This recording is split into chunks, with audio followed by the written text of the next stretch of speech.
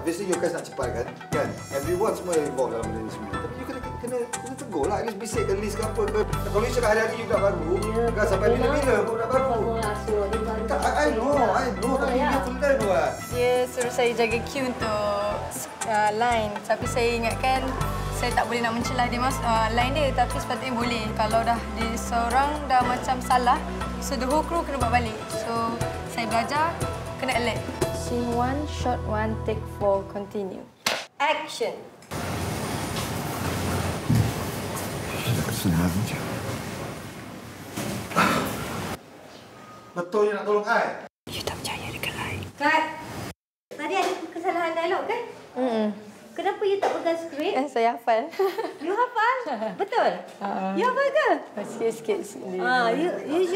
You ditugaskan untuk jaga skrip, so you kena tengok skrip. Dia cuba untuk masukkan diri dia, cuma dia agak kalut juga. Dia tengok apa yang berlaku dan rasanya mungkin terlalu cepat. Sebab masa mula tu kita suruh tugaskan dia untuk tengok dialog. Tapi saya tengok, saya ada pegang skrip. Megat pun pegang skrip, dia tak ada skrip tu. Lepas tu saya tanya dia, mana skrip? Sebab kerja you jaga skrip.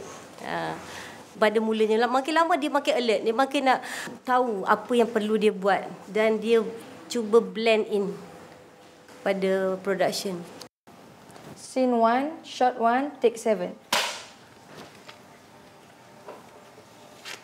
Action. Tolonglah Alia! Cut. Ya? Dia salah sebut nama. Salah sebut nama. Dia? Drama lain. Tak. Dah laju dah ni. Pandai dah. Practice makes perfect. Jadi Kak Eva dah tengok daripada kita production meeting, kita discussion. Eva pun dah tahu cerita ni. Jadi Kak Eva minta Eva sambung. Lepas ni mengarang. Untuk di sini semua minta Eva direct. Boleh? Okay. Saya suka dapat dia ada semangat dia dan dia macam seronok dekat lokasi. Cuma lepas tu saya tengok ketahanan jadi kurang sikit. Sebenarnya tidak semudah yang dia mungkin expect. Masa saya shoot sendiri, saya nak direct sendiri, saya dah cut dari mana dia berhenti tadi sampai habis. Saya buat saya punya style sendiri untuk angle shot. So ini saya dah plan. Eva, jadi Kak Liz akan serahkan set ini kepada Eva sekarang. Nah, kami dah syuting separuh. Jadi jangan rosakkan skrip I. Dah tak.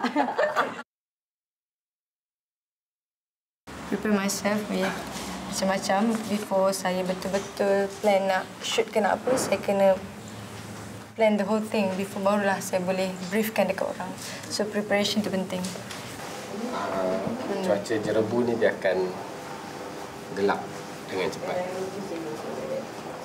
Once dia gelap sebab kita punya senario memang tingkap buka, so kita tak dapat nak cheat lah. Okay. Shot take 1. Action. Eva. Cut.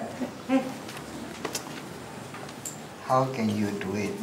Kita control you punya actor. It's not apa yang gambarkan. You tak boleh terlampau tak macam apa yang bayangkan dalam skrip. You bagi you punya artist free hand untuk No, I want to control. You like what you see just now? Can you understand the script? No. Then why you didn't cut? You don't like what you see, kenapa you tak cut? You boleh mampu tunjukkan skrip. Macam You mana? nampak tak tadi? Nampak tak? Adakah tuntutan skrip? Tak sama dengan apa skrip. Tak sama dan you suka apa you tengok? Tak? I try to